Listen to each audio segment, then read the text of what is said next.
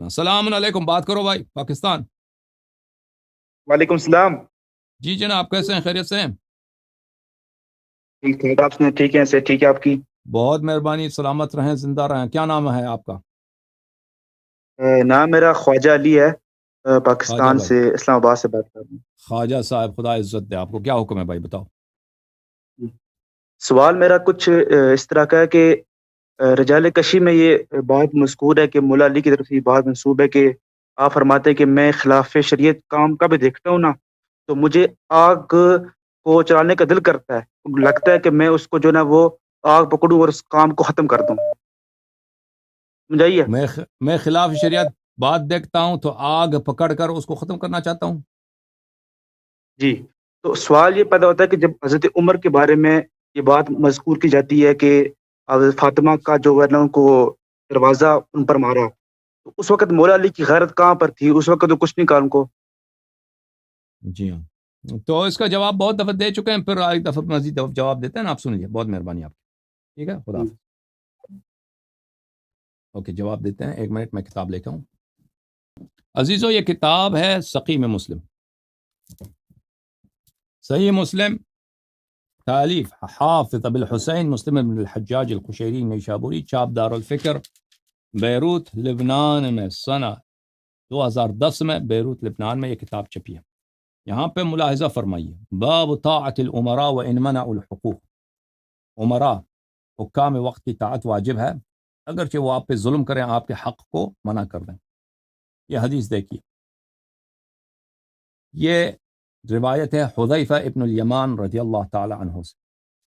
رسول اللہ صلی اللہ علیہ وآلہ وسلم نے فرمایا، یکون بعدی ائمۃ لا یہتدون بہداہ، میرے بعد جو خلفاء آئیں گے، جو امراء آئیں گے، ان کی حالت یہ ہوگی کہ وہ میری ہدایت پہ نہیں ہوں گے، میری جو ہدایت ہے وہ میری ہدایت پہ نہیں ہوں گے، ولا یستنون بسنتی، اور وہ میری سنت کی بھی اقتداء نہیں کریں گے، نہ میری ہدایت پہ، نہ میری دین پہ، نہ میری سنت پہ ہوں گے، پکے کافر، ٹھیک ہے نا۔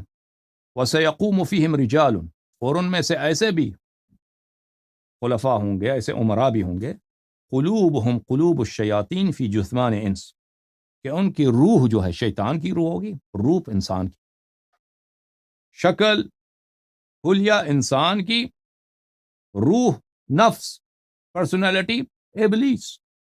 یعنی کیسے؟ میرے بعد ایسے خلفاء آئیں گے، جو خلفاء آئیں گے وہ کیا ہوں گے؟ ہاں، بظاہر انسان، حقیقت میں شیطان۔ یعنی شیطان اگر انسانی روپ میں آ جائے تو آپ میرے بعد جو خلفاء ہوں گے ان کو دیکھ لیجیے، ٹھیک ہے نا۔ میں نے عرض کیا یہ جملے تو آپ کے بڑے خطرناک ہیں یا رسول اللہ صلی اللہ علیہ وآلہ وسلم، آپ کے بعد تو بڑی مصیبت ہوگی، تو بہت بڑی مصیبت ہے آپ کے بعد، ہم کیا کریں؟ کیف اصنع یا رسول اللہ ان ادرکت ذلک۔ حذیفہ نے عرض کیا، یا رسول اللہ میں اس زمانے میں کیا کروں؟ یہ حذیفہ جو ہے یہ عثمان کی خلافت میں اس کی وفات ہے، تو رسول صلی اللہ علیہ وآلہ وسلم نے اس کو نہیں فرمایا کہ آپ وہ زمانہ نہیں دیکھیں گے، نہیں فرمایا۔ رسول صلی اللہ علیہ وسلم نے اس سے فرمایا، تسمع وتطع للامیر وان ضرب ظهرك واخذ مالك فاسمع واطع، تم اس بادشاہ وقت کا جو شیطان ہے اس کی طاعت کرو، اس کی بات کو مانو، اگرچہ وہ وان ضرب ظهرك، وہ بادشاہ آپ کے پشت پر مارے، کوڑے سے آپ کے پشت کو مارے، وَأَخَذَ مَالَكَ، اور تیرے مال کو بنا حق وہ چھین لے، پیسہ بھی تیرا چھین لے اور تجھے مارے بھی، اس کی طاعت کرو، فَاسْمَعْ وَأَطِعْ، پر اس کی بات سنو، اس کی طاعت کرو، ٹھیک ہے نا۔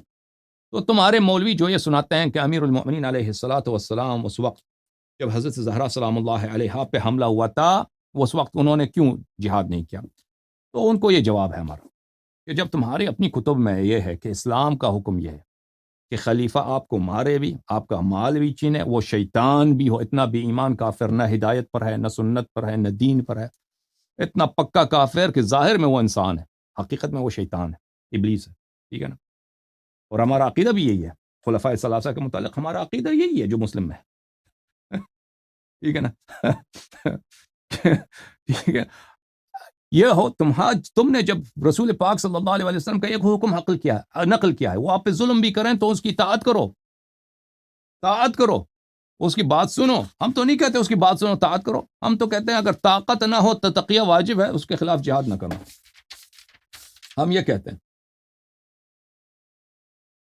اچھا، ہمارے نزدیک جو روایت ہے ملاحظہ فرمائیے کہ امیر المؤمنین علیہ الصلوۃ والسلام نے کیا کام کیا. ملاحظہ فرمائیے عزیزو، یہ کتاب ہے کتاب سلیم بن قیس ہلالی رحمہ اللہ، جز نمبر ثانی، شاپ قم مقدسہ. یہاں پر یہ حدیث ہے، حدیث نمبر 48، 48واں حدیث.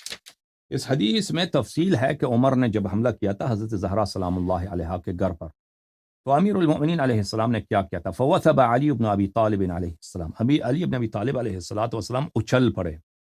فاخذ بتلابیب عمر، امیر المؤمنین علیہ السلام نے عمر کی کمر، جو ناڑا کی جگہ ہوتے ہیں، ناڑا، اچھا، یہ وہاں سے پکڑ لیا. ثم حزہ، پھر اس کو عمر کو اٹھایا، پھر دے مارا زمین پر.